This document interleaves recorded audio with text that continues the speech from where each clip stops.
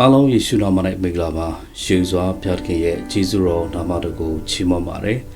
ဒီကနေ့မှာကျွန်တော်လည်းထပ်မံပြီးတော့နှုတ်ဆော်ခွန်အားပေးလို့တဲ့အကြောင်းအရာကသင်ရဲ့ယုံကြည်ခြင်းကိုမြင့်တင်ဆုတောင်းပါဆိုတဲ့နှုတ်ကပတ်တော်ကောင်းစဉ်အားဖြင့်ရောက်စီတိုင်းကိုထပ်မံပြီးတော့နှုတ်ဆော်ခွန်အားပေးလိုပါတယ်ကျွန်တော်ခရစ်ယာန်သက်တာမှာယုံကြည်ခြင်းနဲ့ပတ်သက်ပြီးတော့မြင့်တင်ဆုတောင်းဖို့အရေးကြီးပါတယ်ကျွန်တော်တို့ဆုတောင်းခြင်းနဲ့ပတ်သက်ပြီးတော့ဆရာတစ်ပါးကဒီလိုမျိုးပြောခဲ့ပူပါတယ် No prayer no power ဆုတောင်းခြင်းမရှိရင်သင်ရဲ့သက်တာမှာ power တကူရှိမှာမဟုတ်ဘူး Let's pray less power နည်းနည်းဆုတောင်းတွေဆိုရင်တော့နည်းနည်း power ရှိလိမ့်မယ် More pray more power များများဆုတောင်းရင်များများကြီးစွာသောတကူနမိတ်လက္ခဏာတွေဖြစ်လာစရာအကြောင်းရှိတယ်ဆိုတာကိုဖော်ပြထားပါတယ်ဒါကြောင့်ဒီနေ့ဘုရားခင်ကကျွန်တော်တို့ကိုဆုတောင်းခြင်းတကူကိုရစေခြင်းပါဒါကြောင့်ကျွန်တော်တို့အဲ့ဒီဆုတောင်းခြင်း power ဆိုတဲ့အဲ့ဒီတကူဟာဆုတောင်းခြင်းအဖြစ်ရလာတာဖြစ်ပါတယ်ဒါကြောင့်ကျွန်တော်တို့အဲ့ဒီတကူကဘွဲ့ degree နဲ့မဆိုင်ဘူးဒေါက်တာဘွဲ့ရတာနဲ့မဆိုင်ဘူးတင်ဘလောက်ထိဘုရားကိုဆုတောင်းတယ်လေဆိုတဲ့အရာပေါ်မှာမူတည်ပါတယ်ဒါကြောင့်ဒီနေ့တကယ်ရှုခရစ်တော်ဒီရစာကြီးလိုက်ဝေငှတဲ့အခါမှာအစိုးရကိုနှင်ထုတ်တယ်အမျိုးမျိုးသောတကူတွေပြခဲ့တယ်ဒီအရာတွေအကုန်လုံးကကြည့်မယ်ဆိုရင်သူ့ရဲ့တပည့်တော်တွေကိုယေရှုခရစ်တော်တွင်တင်တဲ့အရာကဆုတောင်းခြင်းကအရေးကြီးတယ်ဆိုတာအမြဲတမ်းတွင်တင်လည်းရှိပါတယ်အဲ့ဒီဆုတောင်းခြင်းအဖြစ်ဒါလေနတ်ဆိုးတွေကိုနှင်ထုတ်နိုင်တယ်အဲ့ဒီဆုတောင်းခြင်းတကူအဖြစ်ဒါလေခတ်သိမ်းသောအမှုတွေကိုတတ်ဆွမ်းနိုင်တယ်ဆိုတာကိုယေရှုခရစ်တော်ဘုရားကသူ့ရဲ့တပည့်တော်တွေကိုအသေးစိတ်တွင်တင်ပြထားခဲ့ပါတယ်ဒါကိုလည်းဒီနေ့ကျွန်တော်တို့ယုံကြည်သူတွေအားလုံးတည်ထားပြီးသားဖြစ်ပါတယ်ဒါကြောင့်ဒီနေ့ကျွန်တော်တို့ယုံကြည်သူဖြစ်လာတဲ့အခါမှာဆုတောင်းခြင်းအောက်ကြည့်ဖို့အမှန်တမ်းအရေးကြီးပါတယ်။သင်ကဆုတောင်းခြင်းမှာအားနည်းနေတယ်ဆိုရင်သိကြတယ်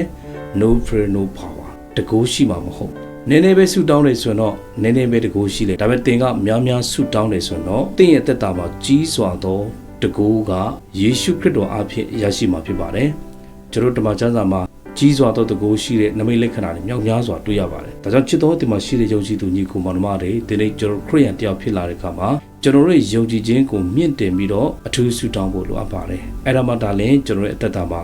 ကြီးစွာသောတကူတွေနမိတ်လက္ခဏာတွေကျွန်တော်ရဲ့အသက်တာမှာရရှိမှာဖြစ်ပါတယ်လို့နှစ်ခုမြောက်သောဆာလံအပိုင်ငယ်ရှစ်မှာတမန်ကျမ်းစာကဒီလိုပြောပါတယ်ငါကိုတောင်းလို့လူမျိုးမျိုးတို့ကိုတင်းအမွေဥစ္စာဖို့ငါပေးမည်မြေကြီးစွန်းတိုင်အောင်ပိုင်ထိုက်သောအခွင့်ကိုလည်းငါပေးမည်တင်းဒီသူတို့ကိုလှန်တန်နှင့်တန်လန်တန်နှင့်အုပ်ဆိုး၍မြေအိုးကိုခွဲပြက်တကယ်တော့ခွဲပြက်လိမ့်မည်ဟုငါအားမိန့်တော်မူ၏နှစ်ခုမြောက်သောဆာလံထဲမှာဘုရားရှင်ကဘာပြောလဲဆိုတော့ငါကိုတောင်းပါငါပေးမယ်အဲ့တော့ဒီနေ့ကျွန်တော်ယုံကြည်ခြင်းကိုမြင့်တင်ပြီးတော့ဆုတောင်းတဲ့အခါမှာပေးထားတဲ့ဂရုတော်ရှိပါတယ်အဲ့ဒီပထမတစ်ခုကလူအမျိုးမျိုးတို့ကိုတင်ဤအမွေဥစ္စာဖို့ငါပေးမယ်ယုံကြည်ခြင်းနဲ့ဆုတောင်းပါလူအမျိုးမျိုးတို့ကိုတင်ဤအမွေဥစ္စာဖို့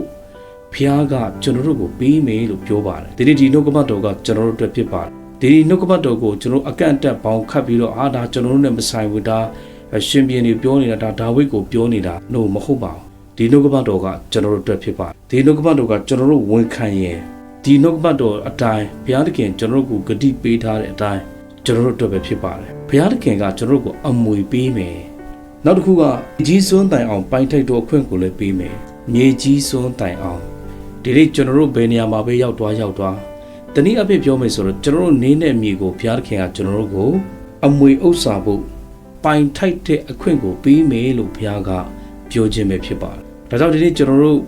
ယုံကြည်ခြင်းနဲ့ပတ်သက်ပြီးတော့မလျှော့ဖို့အမှန်တမ်းအရေးကြီးပါတယ်ကျွန်တော်တို့ယုံကြည်ခြင်းကိုမြင့်တင်ပြီးဆုတောင်းမယ်ဒီယုံကြည်ခြင်းတကူကြီးမားမယ်ဆိုရင်ဘုရားရှင်ရဲ့ဂရုတော်ကသင်ပေနေရာမှာပဲရောက်ဤစွန်းတိုင်အောင်ပိုင်ထိုက်တဲ့အခွင့်အုပ်ဆိုးတဲ့အခွင့်ကိုဘုရားခင်ကပေးမှာဖြစ်တယ်ဆိုတာကိုဒီနှုတ်ကပတ်တော်ထဲမှာတွေ့ရပါတယ်ဒါကြောင့်ကျွန်တော်တို့နေတဲ့မြေကိုဘုရားရှင်ကောင်းချီးပေးမှာဖြစ်တယ်ကျွန်တော်ပေနေရာမှာပဲရောက်တဲ့နေရာမှာဘုရားကကျွန်တော်တို့ကိုကောင်းချီးဖြစ်စေမှာဖြစ်ပါတယ်